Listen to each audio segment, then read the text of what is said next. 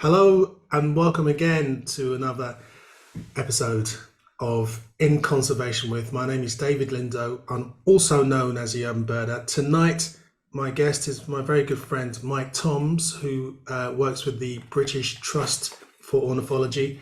But before I say hello to Mike and see how he's doing and talk about this amazing book, which is called Into the Red, and it's a collection, well, it's a list of all the species that are in the red, on the red list, but treated in a beautiful way that each species has a piece written about it by a great writer and also illustrated by an amazing artist. So it's just a fantastic concept and a great way of actually, bringing to life the problems that some of our birds face. Anyway, before we go into this, let me just quickly say that tonight's sponsors are Leica Sport Optics and also CJ Wildlife, a team of passionate nature lovers and experts in garden wildlife on a mission to make nature accessible for everyone, whether you are a nature novice or a garden guru.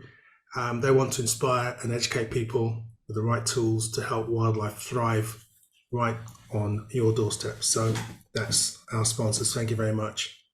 All right, welcome along. In Conservation With. Tonight, Mike Toms is with us. Mike, how are you and where are you? I'm good. I'm in the office. We're hybrid working at the moment, so we're not in every day. And I'm in the middle of Norfolk, a little town called Thetford. Are you actually in the office now? Yeah, I'm in the office. For those who don't know, many years ago when I was a wee lad, I used to work at the British Trust for Ornithology as a head of membership. I was there for just under 2 years. And Mike and I struck up a good bond, a friendship bond, which has lasted all that time. So we've known each other for a long time, and I hold him up as one of my best friends at the British Trust for Ornithology. But one thing I would never do in Thetford, in the nunnery, is to work after the dark, because I was a little bit scared, because parts of that building are about 1 million years old, and I've heard bumps and squeaks and scratching and stuff like that, and I've heard lots of stories given to me, passed on to me about some sort of nightly kind of scenarios happening. Is that true? Those stories still get passed around, I mean, for everybody's benefit. So it's called the nunnery. It used to be a nunnery, parts of it are 12th century. We're extremely fortunate in having this. It's a wonderful place to work. It's quite impractical, but it is absolutely beautiful. It's got a nature reserve on the doorstep. The centerpiece is the BTO library, which is in the chapel, and it is a very large old chapel. And we do have nuns buried under the floor there, and also under the gravel. Have Just nuns buried under the floor? I didn't know that. Yeah, there are. Yeah, they were. Some of their remains were discovered when some of the original building work was done. So yeah, we do have some residents, but it's very nice. There's a welcoming feel about it, and I've never felt threatened here. It just feels like a nice, welcoming building. Yeah, I mean, when I worked there, I must admit I didn't actually feel anything untoward myself. But then when you're sort of fed those stories, and in the middle of the countryside, and basically you come from London to to work in the countryside, it's kind of as soon as it's like that film Zombie, as soon as the light starts fading, you get in your car and you run home. Yeah, well, it does have an ambience about it, most definitely. It's a nice place. Okay. So, what do you do at the British Trust for Ornithology now? So I'm head of communications. I've been here since 1994, and I've done all sorts of different things. I came in as a survey organizer, organizing the first national barn owl survey in a structured way, and then went on to do research ecology, so working on bird migration, wild seabirds, a whole range of different things, mammal monitoring, and then went on to run Garden Birdwatch for, I don't know, 12, 15 years, which is our kind of big citizen science weekly survey of what goes on in gardens, and then progressed from that to head up our comms team. But I still have responsibility for our garden ecology team, so I'm still involved in some of the research that we do. But my day job is really, making sure that with the information that we collect from our science and the engagement opportunities that come up for people to get involved in BTO work are communicated to lots of different audiences, from policymakers right through to the wider public, work a lot with journalists, TV crews, a whole range of different things. Yeah, I think the British Trust for Ornithology has come a long way since I first joined. And you said you joined in 1994, and I was just about to say, wow, that sounds a long time ago. Until I realised that I was actually joining in 1998, so it was only 4 years after you. Um, and that sounds a long time ago too. But it's become much more of a modern, progressive NGO, I must say, from what I can see. And I think the production of this book, Into the Red, also goes to show that even more. There was one previously, wasn't there? A book. Yeah, there was. So one of the things we've been doing, certainly under my leadership of the comms team, is trying to do stuff that cuts across the kind of arts, science, culture interface, because we know that just presenting information in a dry way through scientific papers isn't enough. We need to actually be communicating in other ways, and working with artists and writers and poets and storytellers give us new opportunities. And so we've done a number of projects, and the work on the Red List started, actually, we did Red 67 a few years ago. So there have been four, up to that point, there had been four reviews of the status of birds in the UK in terms of conservation status to generate the UK Birds of Conservation Concern lists. So there's a red list for our highest kind of priority birds, an amber list in the middle, and a green list. So when the fourth one came along, there were 67 birds on the red list. So we came up with this project jointly with a guy called Kit Jewett, who's very active on social media, does a lot of fundraising work for charities. He came to us with the idea of doing a book around those 67 birds, and it was an amazing thing. So we followed it up with another book when the current review came through, and that had increased the number of red listed birds to 70. So rather than calling it Red 70, we went for something completely different and went into the red. Okay. For those people who don't know what we're talking about in terms of red list and amber list and green list, what does that mean? So within the UK, we've only got a finite amount of money to spend on conservation. So you have to prioritise where that money goes. And so the information that BTO collects on populations, what's happening to birds in different places or different parts of the UK, can be used alongside other information to actually prioritise, so that money can be directed either towards species that are of particular concern or to sites or places that are of particular concern. And so that's why you think about having nature reserve networks, about having things like special protection areas, triple SIs, places where the value of the wildlife is such that we try and protect it. So being able to assess individual species and work out, what's happening to them, are they a conservation priority, is a really important part of that process of directing attention, resources, and policy towards those species that most need it. So there's a group that comes together that's drawn from BTO, RSPB, Rare Birds Breeding Panel, government agencies that meet periodically to carry out this review. So each of the regularly occurring species in the UK is passed through a series of kind of tests. So we're interested in, has there been a long-term population decline? Has there been a contraction in breeding range? So there's a range of things that are assessed for each species. And you have different levels. So you have red level criteria. And if a species meets one of those, it's red listed. If it doesn't meet any of the red listed criteria, it's then run against the amber list criteria. And if it meets one of those, it's amber listed. And if it doesn't meet those, it's green listed. So currently we've got 70 species that fall onto the UK red list. We've got just over 100 species that are on the amber list, and we've got 72 species that are on the green list. So those reviews are periodic, and they reflect the changing status of birds. So you can have something that is green listed that might become amber listed, or you might have something like, I don't know, white-tailed eagle, where because of the reintroduction work that's been going on, the population growing, that's come off the red list, and as its conservation status is improved. So it's not necessarily a numerical thing. You say there's a few triggers that kind of have to be hit before a species is put onto a list. So what kind of triggers are they?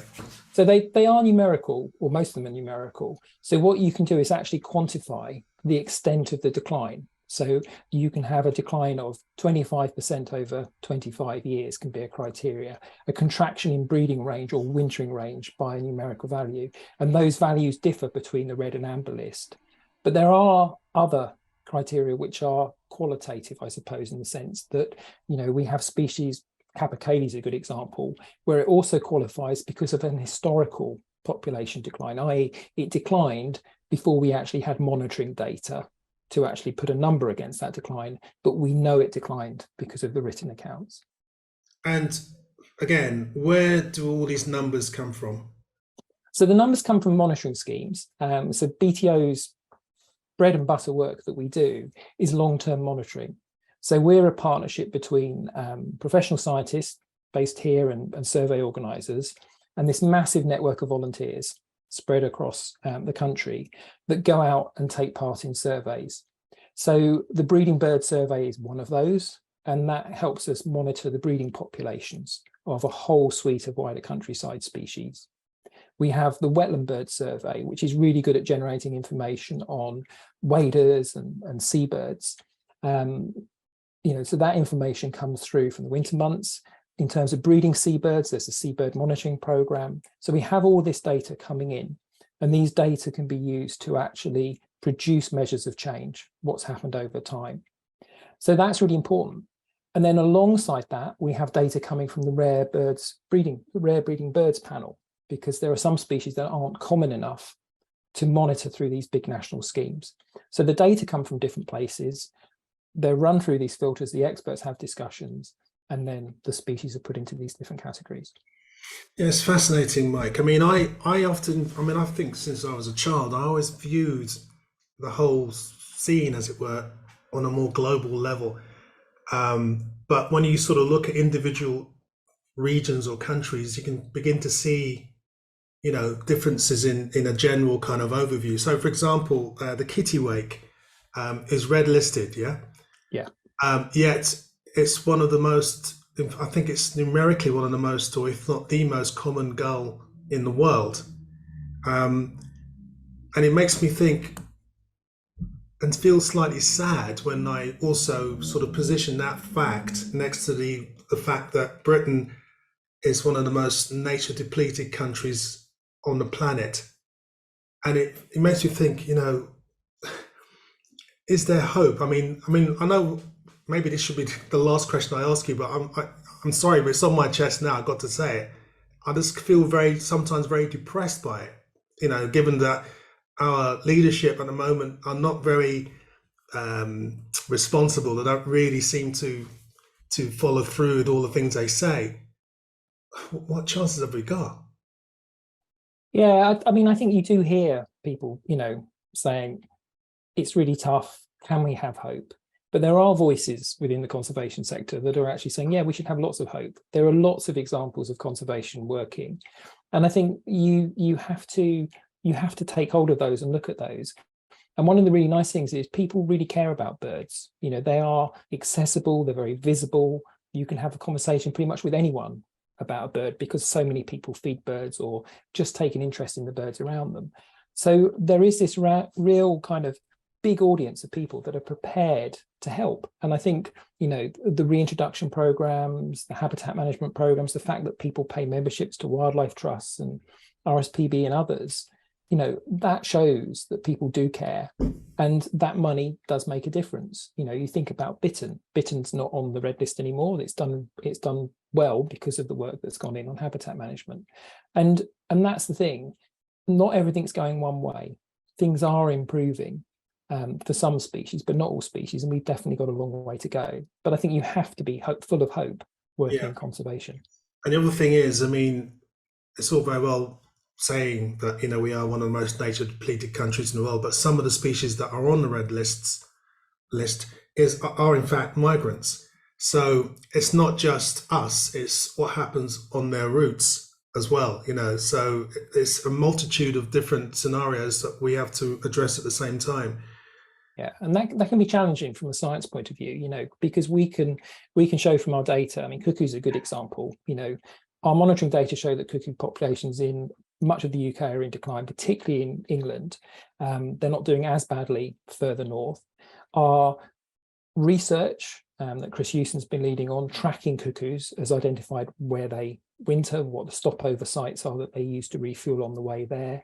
The fact that birds that use a western route during autumn suffer higher mortality than the birds that use an eastern route through Italy. And so that, that's beginning to put the information together to help us understand what's causing the decline.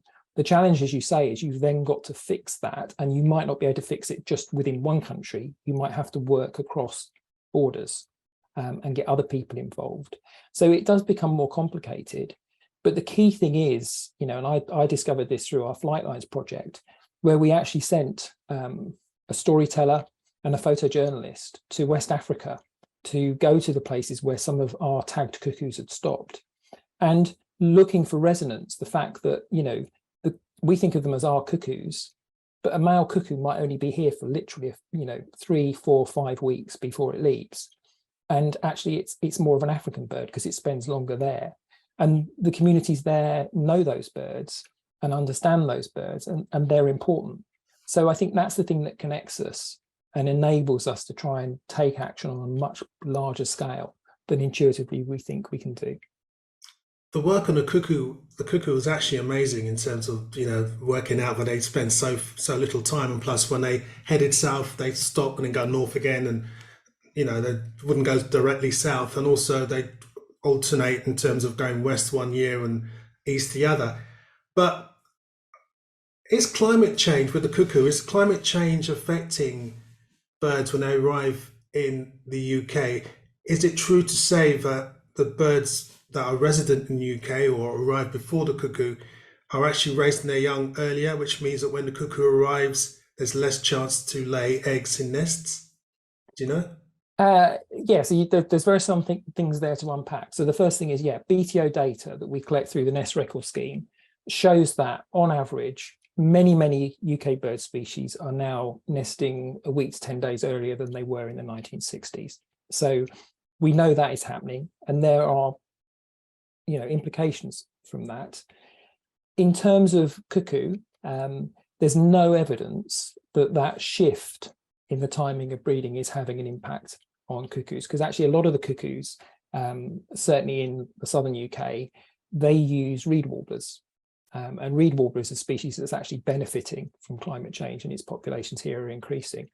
So there should still be plenty of opportunities for these birds to breed. So we've got no evidence that shift is having an impact on cuckoos. Okay, let's have a look, if we may, at this wonderful tome, Into the Red. And by the way, those watching who aren't familiar, get yourself onto speaker view so you can see the whole thing in its full glory and not a bunch of boxes. Okay, so I've just shared my screen, and hopefully you can see a bright red beautiful cover. Yeah. It is, and it's we followed on from the approach that we took with the previous book, which had a bright red cover with a ring ousel on, just to really do something different. I mean, BTO is seen as academic, quite dry. We publish atlases, guides to bird identification. So this is quite different for us, and we're really lucky. We had Will Rose, who's an animator. He's done things like Hey Dougie. So if you've got young kids of a certain age, you might be familiar with that. But he took our idea for lapwings and turned it into this wonderful cover. So the book itself brings together, this is just the back, but it brings together art and words for each species. So there's a spread. Each species has a double page spread, one which is the artwork, one which is the text. And the idea was to go out to a whole range of different voices, and every voice in this is different from the voices we had in the first book, and every artist is different from the first book. So we've got 140 contributors to this book, which is just amazing, and people have been so generous, and they're drawn from so many different walks of life. They're all interested in birds. Everything is about communicating their story for that species. So it's not an account of the species and why it's declined. We have put little graphics in there that show you why it's red listed and for how long it's been red listed.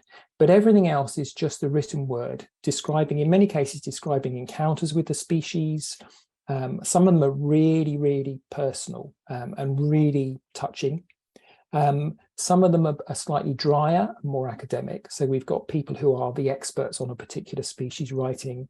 We've got people who are nature writers. So we've got Richard Mabey writing about swifts, because he, traditionally would contact me by email and say, my swifts are late, where are my swifts? So there's lots and lots of different voices, and it's the same with the art. So this is Capercaillie. It's a really different view of a Capercaillie. This is by Federico Gemma, who's an Italian artist that we've worked with in the past, and he has this lovely kind of loose style. His field sketchbooks are just absolutely incredible. So he is that's what he does. His day job is artist. We have other people who've taken a different approach. So this is Common Scoter. This is more like a field notebook. This is Mike Langman. And so the challenge really putting a book like this together is finding the right people to do the right species. So who should do the written word for a particular species? And that, that's been the big challenge, I think, for us. Yeah, but I tell you what, I love with a capital L underlined 15 times. I just love the art. I love the idea of bringing people in from outside of the usual pool. I love the fact that at last people are beginning to recognize the idea that nature is not just one compartmentalized section and then you got culture, art, music elsewhere. It's all as one. And I think if you can bridge all of those themes and put them all together, then you're going to be engaging with a lot more people. And I think, bravo. I think it's a fantastic, idea to do this.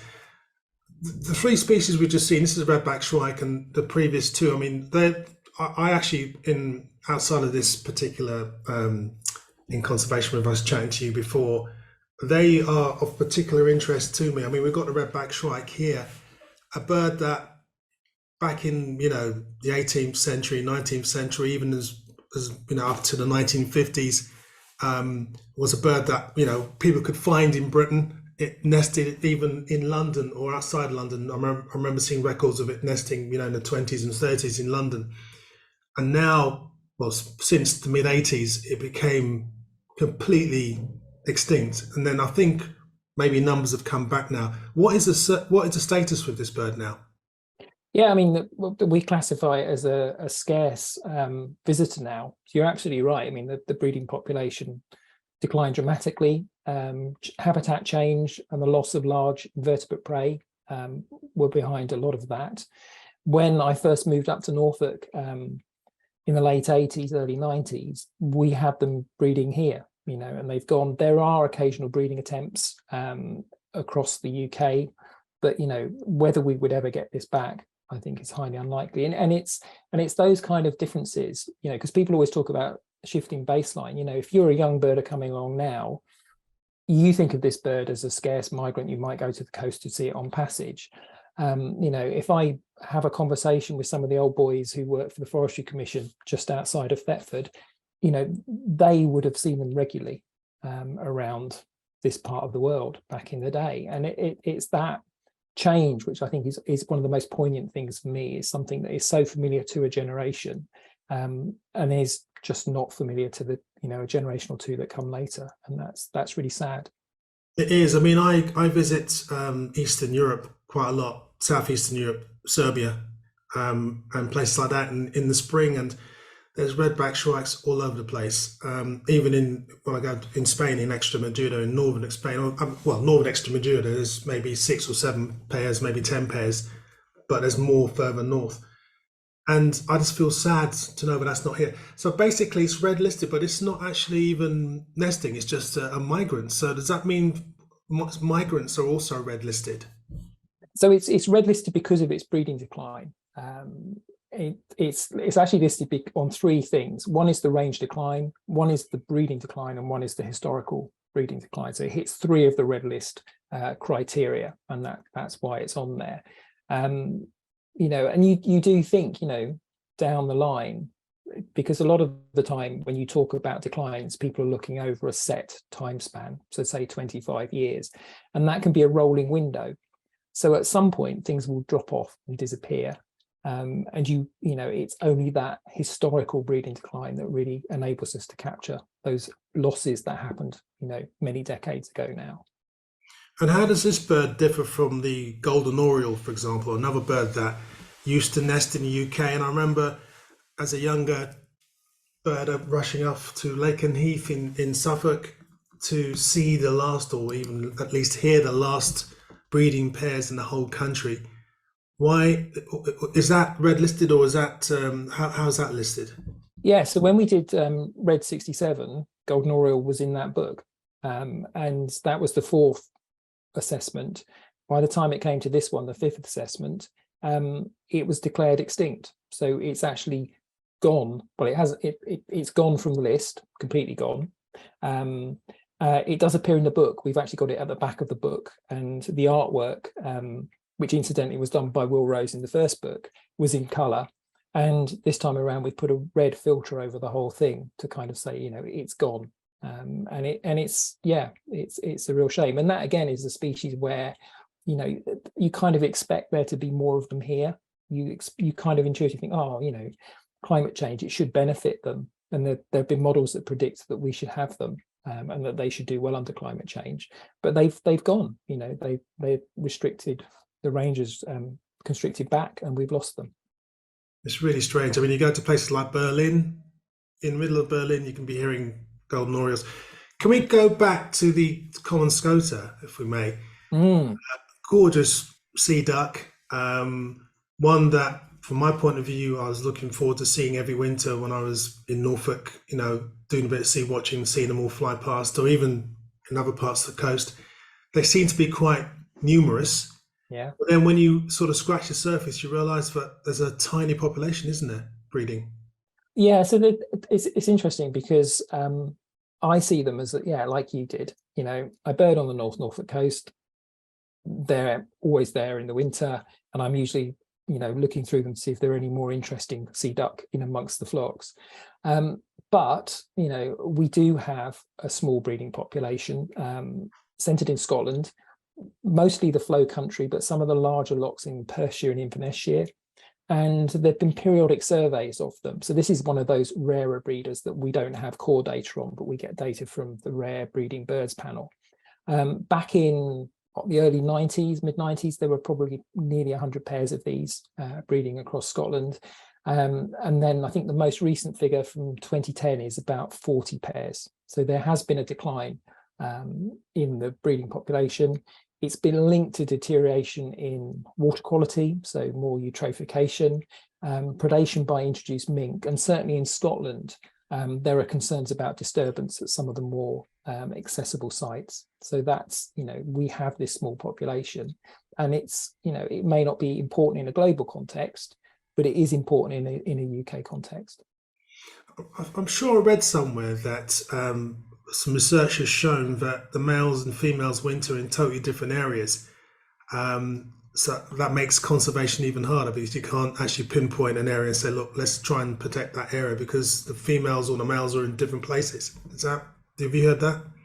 I've not heard that in the context of common scoter, but I mean, that's certainly true in the sense that when you're talking about, protecting a species, particularly when you get, a common tendency with birds that migrate is you quite often see that males go further than females. Males don't go as far as females, and young birds go further than older birds. And so that means actually, if you want to protect the whole population, you have to think about a broader area.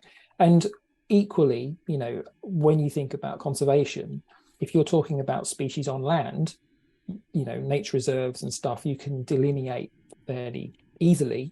But when you're talking about species that are wintering at sea, it's really hard to understand the distribution because it's more challenging to survey. And then, how do you protect that? Because it's kind of out of sight, out of mind. Even if you've got marine protected areas, you can have these site designations on the basis of the species presence, but they can shift. And so, there's that ongoing need to have good monitoring in place to understand where are the key sites for this particular species. Is there any theories as to why females distribute themselves further away than males? Yeah, so a lot of the discussion has been around access to resources. So males typically are dominant over females, older birds are dominant over younger birds. And so that means that, in theory, those more dominant individuals can winter closer to the breeding grounds because they're more competitive. And if resources are more limited there, they're the ones that will get them. And it means that also that they will then get back to the breeding grounds first. And in males, obviously, they get back, they set up the territory. So there's a benefit in that. Migration is costly, it's dangerous, and if you can minimize the distance you go, so much the better. And you see that at a population level, because there's quite a few species that practice what we call leapfrog migration. So the more southerly populations probably won't move far, but because they move first and they occupy those southern habitats, the birds that are coming from further north have to go further south in order to actually access resources. So, it underlines that migration is a challenge, and if you can minimize it, the better. Okay. And sorry, if we can go back to the first one, the capercaillie. Capercaillie I've only ever seen in the UK once, a particularly vociferous and very apparent male in Abernethy Forest back in I think the mid-90s. I've seen them in the Baltic states, but never more in UK, in Scotland. What is the situation here? Because I've been speaking to ornithologists in Europe who say, well, the capercaillie in Britain, the problem is there's lots of fences everywhere, and they get trapped in fences and things like that. Whereas in Norway and the Baltic states, they've got natural tracts of forest that they can run around in. What is the future for this species? Yeah, I mean, it's hard to predict the future for the species because, this is a bird that was once widespread across Scotland, it was widespread across Ireland, and it went extinct. It was sometime in the 1700s, I think late 1700s in Scotland. A few years later in Ireland, it was lost as a breeding species. And it was introduced in the 1830s. There were some large-scale reintroductions in Scotland, and the current population comes from that. And, what we've seen more recently is a decline in that population. So at the time of the first breeding atlas that BTO led on, the distribution was wider, much wider in Scotland than it is now. And that was only back in the 70s. And the problem is, as you say, fences are an issue. They can fly into them and be killed. Predation is possibly an issue. Sometimes nest predation from things like pine marten and other predators. But disturbance, we know from some recent work that's been published that these birds avoid nesting in areas close to roads, close to tracks, and footpaths where there's public access. So one of the calls at the moment from conservation organisations in Scotland is don't go looking for capercaillie. If you're in habitats where capercaillie are, stay on the paths, don't wander off the paths, because these birds will flush, they will be disturbed. And that's really sad because they are a really impressive bird, and they're the kind of thing that would engage pretty much anyone, in an interest in wildlife by seeing something as impressive as this. They're turkey-sized birds, they're huge, and they are really, really special. Yeah, well, I hope one day I'll get to see one again in Scotland. I mean, I lead tours every year in Scotland, and we always offer the empty promise of seeing a capercaillie that it's never come to be. So let's take a look at the rest of what you got here, Mike. Fantastic illustrations, by the way. Oh, I love that. Yeah, they're interesting. So, I mean, one of the challenges is going out and finding the right artist and have a story. So, Redback Shrike was a good example where Jane Tamler, who did this, she caught her eye because she was doing some stuff with the Extinction Rebellion where she was painting on stones and leaving those stones in various places. And I kind of hoped she would have done a stone for us, and that would have made quite a different thing. But she did this, and it's wonderful. But we've got all sorts of things. So this is House Sparrow. This is a piece by Esther Tyson. She's Royal College of Art trained. She's a member of the Society of Wildlife Artists. She has worked with us on various stuff, and I love her work. So it was really nice to be able to involve her. And we paired her up with Kate Bradbury, who's a wildlife gardener, presenter, and Kate lives down on the south coast and gave a really personal account of her local sparrows, and it just felt like a really nice balance. So we get the stuff like this, which is quite modern. Another species, another familiar species, greenfinch, and it's interesting that both of these are on the red list. House sparrow has been on the red list for 4 of the 5 reviews. It wasn't on the first one, but it's been on every one since then because of the decline. It's gone down by about 70% in England. But greenfinch is a new addition. It's only just gone on to the red list. And it's one that's really personally relevant for me because it's a species that through the garden ecology work here that I've worked on. I've worked on the disease that actually has caused the population decline. You know, we've been monitoring disease in garden wildlife through a couple of projects, most recently a thing called Garden Wildlife Health, where our garden bird watchers report incidents of disease, and other people also report incidents through a website that we've created. And it pairs those reports up with the vets at the Institute of Zoology based down at London Zoo, so that they can request corpses for post-mortem. So we've been able to actually pull together BTO data on numbers and populations with evidence, hard evidence of disease. And it happened that we were running this project at the time when this new disease in finches emerged called finch trichomoniasis. And it's caused by a parasite, a protozoal parasite. It's known from pheasants, it's known from aviary birds, it's known from pigeons. But we've had a spillover event in a garden and it's got into finches. And our work, which we published through some scientific papers, demonstrated the tremendous impact that this disease had in just a couple of years on the UK greenfinch population.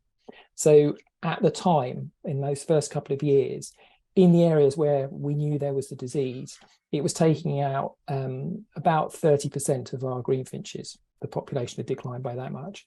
If you look at the figures from the latest bird trends report for greenfinch, it's a 67% decline across the UK since 2008 in greenfinch. So something that was a familiar garden visitor, its populations have been decimated. And we've got work that's just been published that's also shown a link for chaffinch. We've had the same thing happen with chaffinch. So 2 really familiar species, one of which is now on the red list. So having this bird in the book is quite a personal thing for me, which, you know, is quite poignant.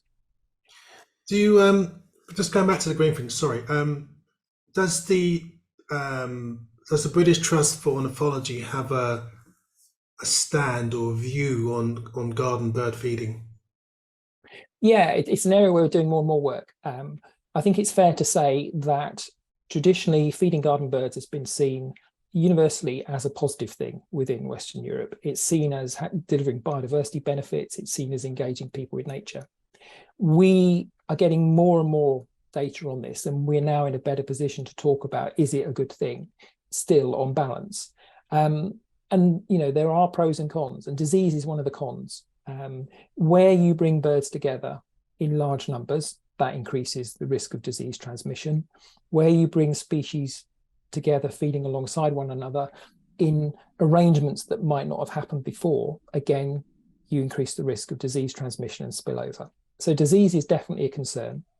There are other questions around feeding. We know that feeding garden birds can have consequences for individuals. So there are some positive things, or potentially positive things. It improves overwinter survival of individuals. It can advance breeding by, on average, 5 days in the species that have been looked at. But it can also change community structure. And we published a paper a few years ago that demonstrated that for garden birds in a kind of urban context. But there have also been pieces of work that demonstrate the effects of feeding beyond the garden gate. And there is some concern that possibly feeding garden birds favours certain species like blue tit and great tit. And that might have consequences for birds that don't use feeders like marsh tit, willow tit, a lot of the summer migrants that breed in woodland. So there's still quite a bit more work to do, I think, to really be definitive. But it's not as straightforward as, oh, feeding is a good thing. I think we need to caveat that and definitely think about where we're feeding. So feeding birds on a woodland nature reserve might not be beneficial because it might have wider impacts. Feeding birds in an urban location might be. So it's yeah, there's more work to be done. Yeah, because I can see with feeding birds in woodland areas. I mean, I've been to several nature reserves up and down the country where they have feeders in the middle of a woodland, and there's a hide, which means that they put the feeders there to get birds to be coming close so that people can see them. So maybe that's not the best reason to put food out. You know, I can totally see that, but it is a very tricky area because you're treading a thin line between engaging people with nature and also making people feel, oh my God, I shouldn't be doing this, and then disengaging people.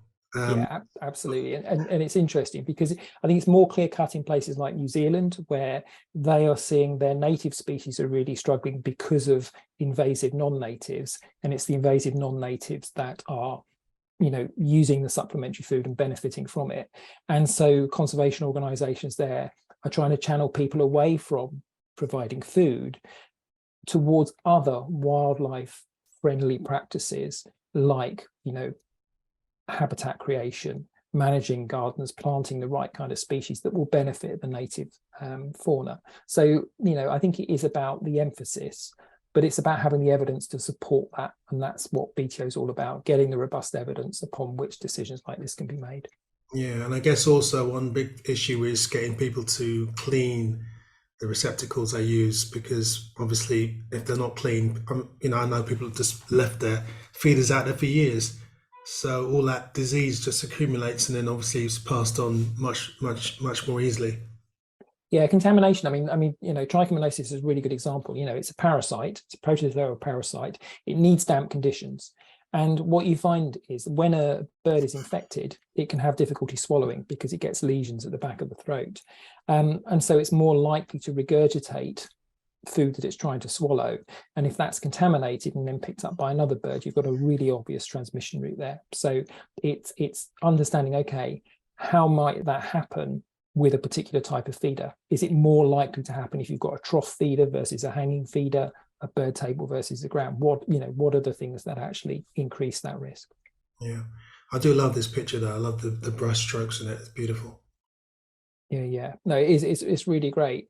But not everything is, you know, not everything is this kind of 2D art. We've got a number of other artists that have done things quite different and done in, you know, this is completely different. This is quite abstract, but this is wire and it's on a wall, you know, and it's a lovely flowing piece. You get a sense of a Dunlin flock coming through. And, you know, this is one of those species that people are always kind of surprised to see on the red list, because again, people overlook the fact that we have a small breeding population, and it's not really listed because of that. It's listed because of the winter population, and that winter population has been declining. The numbers wintering in the UK are probably 40% of, or a third of what they were back in the 1970s, and that has been linked to climate change. And it's not so much that their numbers are necessarily declining globally, it's that some of our winter visitors no longer come to the UK because the weather conditions further north and east aren't as bad as they used to be. So these birds are short stopping, they're not migrating as far, they're choosing to winter, say, in the Netherlands or further east from there. And so, you know, we're seeing a decline, but it isn't necessarily a decline that we need to be worried about. Having said that, obviously, some of these birds that are coming from further north and the breeding grounds there, climate change could have an impact on them. So numbers could start dropping. So there's lots of things going on. Yeah, I love this piece of work, a piece of art. Actually, I think it's one of my favorite in the book. Actually, as you say, it's quite abstract, and when you look at it in detail, you can begin to see other birds that are almost sketched out in wire. But it's such a beautiful piece. And what I love also about this book, when you think about art, wildlife art, you know, back in the day, 20, 30 years ago, it was predominantly men. And looking through into the red, there's a very large percentage of women. It seems like it's 50-50 almost. We did deliberately try to go for 50-50. And it was a little bit challenging, because certainly for when you get onto some of the species, finding someone that's actually seen it and painted it, or seen it and made it into sculpture, becomes a bit more challenging. but we, it's that whole approach of trying to have diverse voices. So it's different to writer, different backgrounds, different levels of interest. And, I think this is Celia Smith, and she does some amazing stuff. But before the project, I hadn't come across her. A lot of the artists and stuff we found who were new to us, it's through social media. The internet has made that possible. Others, it's some of them were surprising. People who said, "Oh, have a look at this person," or and that's really nice as well when you discover people that have talents that are not their main job, which is really good. I mean, social media has a lot to play, really, because I look through my Twitter account, and now there's lots of people putting out examples of their work, and I found people myself. I mean, my book, How to Be an Urban Birder, the illustrator in that I saw on Twitter, and I approached her, and she very kindly offered to do the paintings in my book. And then there's other people like, for example, Ruth Weaver, who has also been a guest on In Conservation With, and she's a young woman who picked up this whole thing during lockdown, and now she's making a great success of it. But the great thing is, she's, as a fine artist, she's amazing. Yeah, she is. She did Merlin for us, and this is one of the different things actually about this book compared to the previous one, and compared to what other organisations do. Charities quite often ask people to give their time for free, and artists in particular and writers have had a really tough time through the pandemic. So with this book, we actually did something different. We offered everybody a fee for their contribution, and it's not a completely fair fee. We went out and we looked at what it would cost to pay all the market rates. And I mean, how do you put a price on a piece of artwork that someone might sell, for a few £1,000s versus someone who isn't a commercial artist? So we offered a flat fee to everybody, every single art contributor, regardless of whether they were a celebrity or a student. They all got offered the same, and that was really, really nice. It's not so much about the value of that money, but the intent behind it. So that it felt like a really creative project because of that. Yeah, and I think pieces of work like this can really cross the boundaries in terms of the wildlife people into the wider world, and people can appreciate this and other pieces of art in the book as art, and obviously that's what you've done it for. You get people drawn in who wouldn't have been drawn in otherwise. Yeah, absolutely. And I think having that diversity of styles, because not every piece in here floats my boat, but equally some of the stuff I love, other people would go, "Oh yeah, I don't like that at all." And we all come to it different. And it's the same with the writing. The voices in the writing are really variable, in the sense that people have come from different backgrounds and they do different things. So yeah. Cool. So I'll show you one or two more just to give you a little bit of stories around. So this is corncrake, lovely bird. I have heard corncrake, I've never seen corncrake. And I've only heard a bird that's a result of a reintroduction program, because it rocked up just outside where I used to live. And you could almost hear it from the house. And it's an amazing sound. But this was a bird where I had in the back of my mind who I wanted to contribute. So there's a lady called Corinne Power, who is a musician, folk musician. She's done some stuff with The Lost Word. She's one of the performers in that. And she did a retreat on the island of Egg in the Hebrides. And there's a song in there called Echo the Corncrake, and I think it's a traditional song. And I just thought, I'd love her to write about being on Egg and corncrakes. And it's one of those long shot things where it's like, how on earth do I get in touch with her? And I found an agent and got in touch, and she said yes. And she wrote about corncrakes on Egg, even though she didn't see any. She talked about the trip and she talked about the song. And then it's finding someone who's quite different, in the form of Sarah Rees, who did the illustration. And interestingly, she had applied for a bursary or something to be on Egg for a retreat and didn't get it. And so it was a bittersweet thing for her to know that Corinne had done the text, but the two pieces sit beautifully together. And I think that's a really, we were looking for those connections. Lapwing, this is Joe Wright, that came to us through the author. So the Tessa Bowles, who wrote the book about kind of the history of RSPB and the women that campaigned against feathers and hats.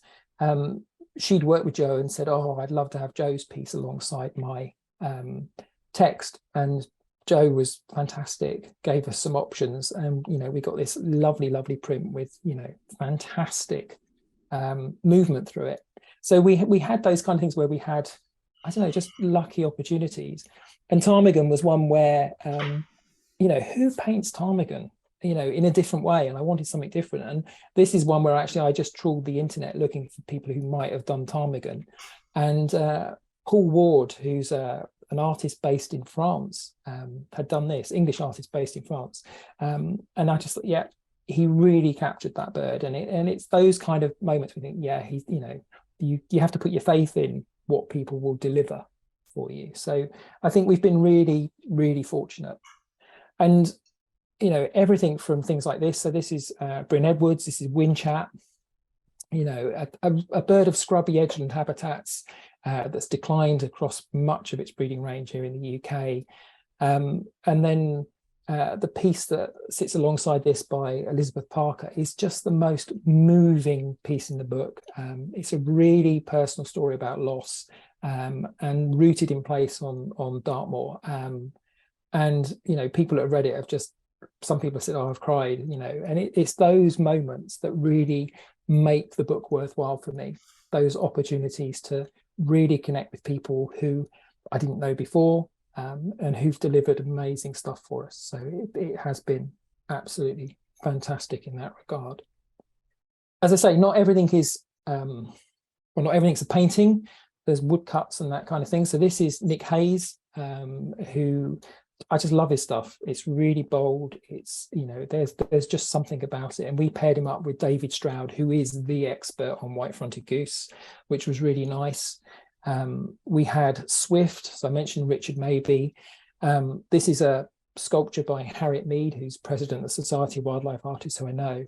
And Richard was really chuffed to have one of Harriet's pieces alongside his text. And I was really chuffed to have Richard in the book because, he's just an absolute legend as a nature writer. So having, again, pairing up people has been incredible. And then we've done some really, different stuff. So this is a guy called Paul Harfleet, and he does these things where he paints the bird, and then he also, alongside it, presents himself in character as the bird. And it's just so different from anything else in the book. And every time I look at it, I smile. There's just so much energy about it. And this is Slavonian Grebe.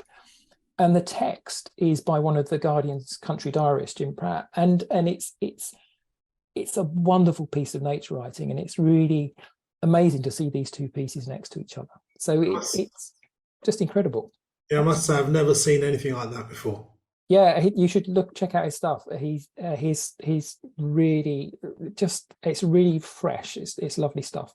And then I just wanted to mention a couple of others. So when we did the first book, there were a few names that Kit had on his list of people he would love to get involved. And one of those was Vic Reeves. And it was just like, oh, you're aiming really high. And we didn't get anywhere with that. But we did this time because Vic Reeves, whose real name is Jim Moir, is now doing more and more bird painting. He's had exhibitions in London, he's selling work.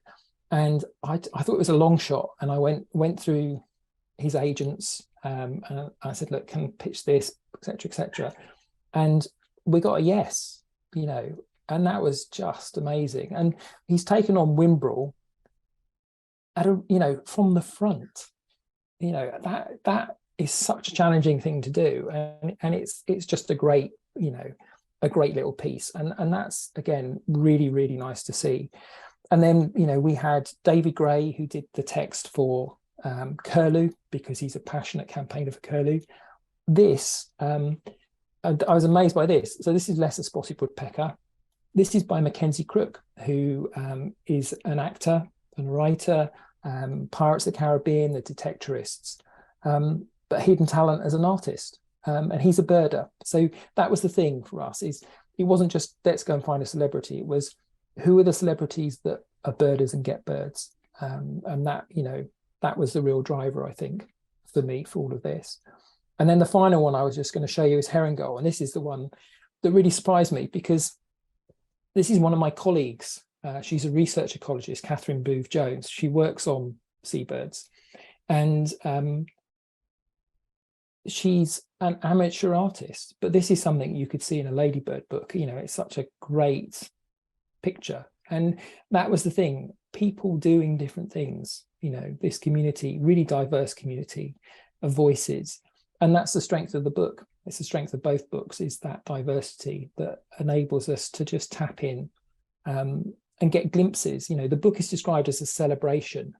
It's a collection of words, a collection of art that's inspired by these birds. So everything comes from that. I've been inspired by this, with these personal encounters. And you can tell from this that Catherine really knows and understands and loves goals, and it just shines through. And that to me is a testament to the book itself. Mike, I'm blown away. Amazing. I mean, I'm not even reading the text yet. I mean, I've read the book, but I mean, for people watching this, you can't see the text, but it's just as colourful and thought-provoking and, I don't know, just incredible as the art. Thank you very much for taking us through this incredible book, and I think that it has to do well because it is incredible. So thank you for that. Now the question I need to ask you is, what is your favourite red-listed bird? Favourite red-listed bird? I would say windchat, actually, because it's one of those birds that's kind of overlooked. And it is a bit of a bird of edgelands, and it's got a real character to it. And it's, it's not a species I've worked on. We don't get them, they don't breed locally anymore. But there's something about it. I love them. I could watch them all day. One of my favourite recollections of windchat was back in the, I think, early 2000s on my patch in Wormwood Scrubs in West London. One autumn, I counted 22 birds on an area of rough grassland, which is approximately 14 acres.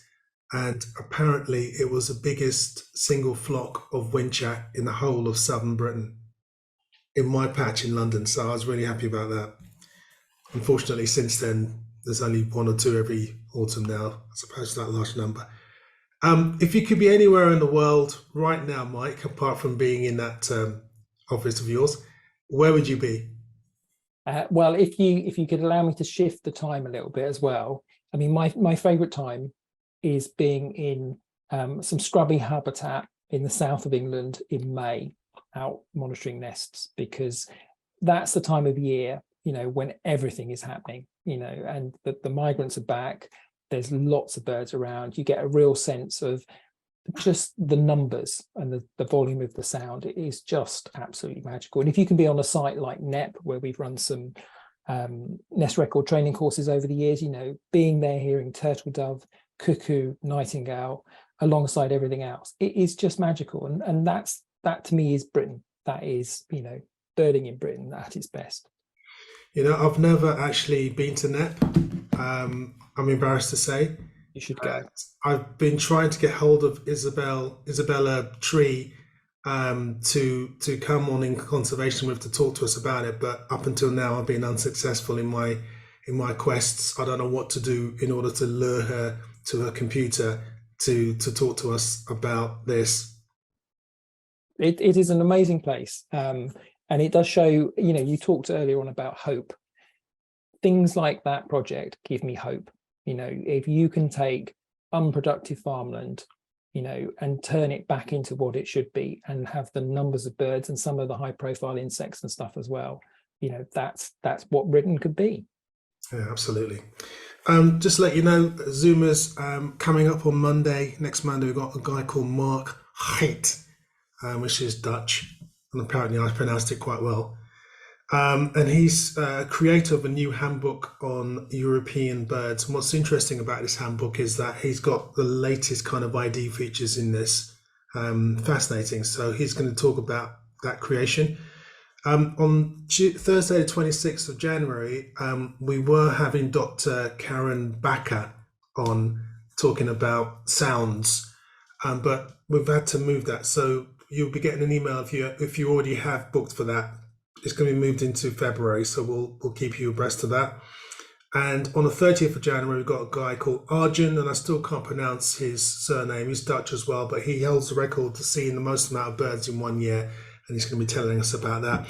There's a whole lot of stuff happening in February. It's not up on the website yet, but we've got loads of people coming, including a lady who's talking about the spoonbill sandpiper, and she actually lives in Thailand. She works for the Thailand partner in BirdLife International. We've got loads of people, a whole diverse bunch of people. So please keep tuned for that. And thank you, Mike, for today. I really appreciate you standing there and giving us all that information. So thank you very much. And Zoomers, thank you so much for supporting In Conservation With. Hope again to see you in the future on another night or another afternoon, depending where you are in the world. So until we meet again, don't forget to keep looking up.